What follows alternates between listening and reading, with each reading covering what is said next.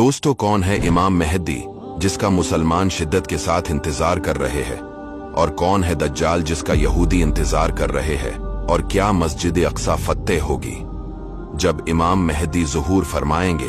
यहूदी नसारा उसके खिलाफ एक बहुत बड़ा लश्कर तैयार करेंगे, लेकिन जब इमाम मेहदी उन पर चढ़ाई करेंगे तो इमाम मेहदी का तहाई लश्कर भाग जाएगा।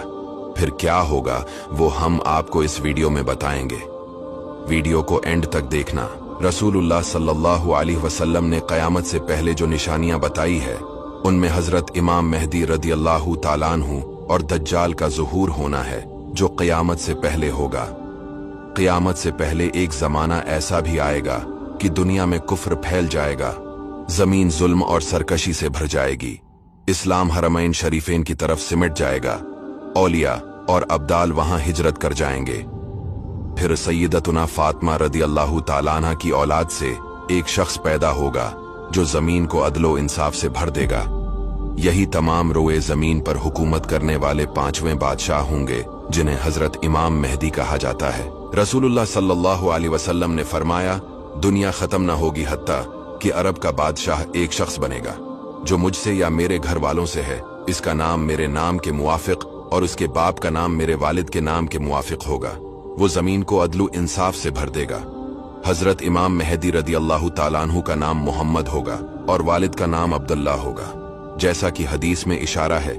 इससे ये बात भी साबित हुई कि हजरत इमाम मेहदी अभी पैदा नहीं हुए, बल्कि पैदा होंगे नेज इनके वालिद का नाम अब्दुल्ला होगा। अब सवाल है कि इमाम मेहदी रदियल्लाहु ताला अन्हु कब ज़ुहूर फरमाएंगे? कैसे पता लगेगा कि ये इमाम मेहदी है? इसके बारे में ये रिवायत मिलाख्ता फरमाएं।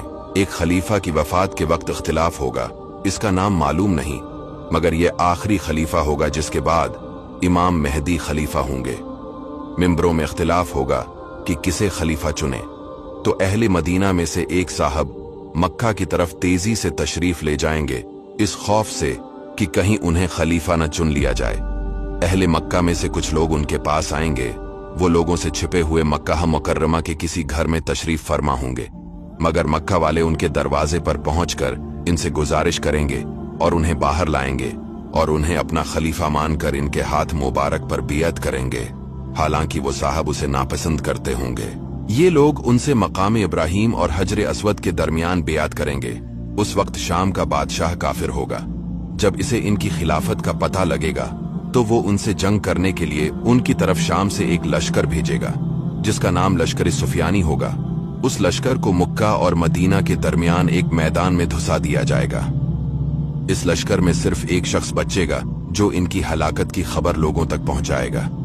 जब हजरत इमाम मेहदी की ये करामत लोगों में मशहूर होगी तो उनके पास शाम के अब्दाल और इराक वालों की जमातें आएंगी, तो उनके साथ बेअत कर लेंगे। फौज मदीना के अलावा बाकी अरब और यमन के लोग बाक्सरत आपके लश्कर में दाखिल होंगे।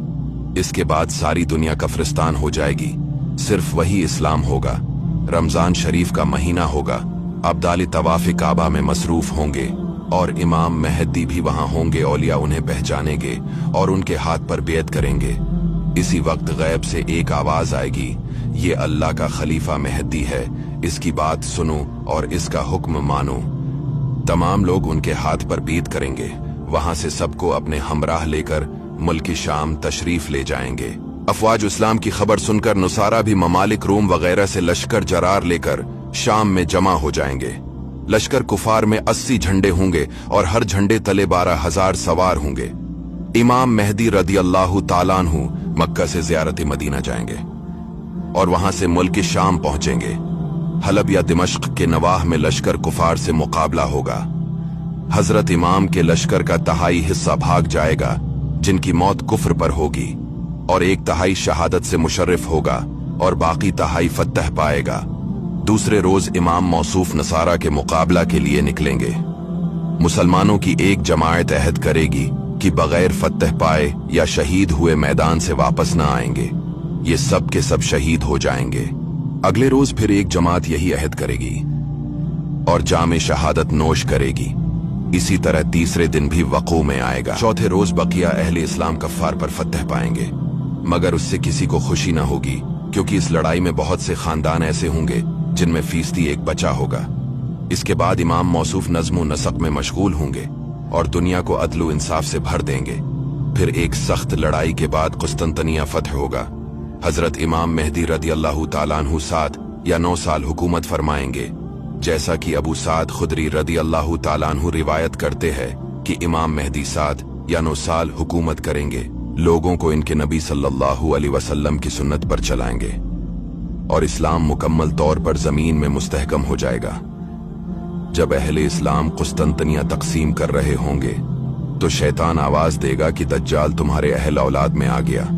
ये सुनते ही गनाइम छोड़कर दज्जाल की तरफ मुतवज्जा होंगे और 10 सवार बतौर खबर लाने के लिए भेजेंगे। इनकी निस्बत हुजूर पाक अलैहिस्सलाम ने फरमाया कि मैं इनके नाम, इनके बापों के नाम, इनके घोड़े के रंग पहचानता हूं और वो इस वक्त जमीन पर बेहतरीन सवारों में से होंगे। ये अफवाह गलत साबित होगी।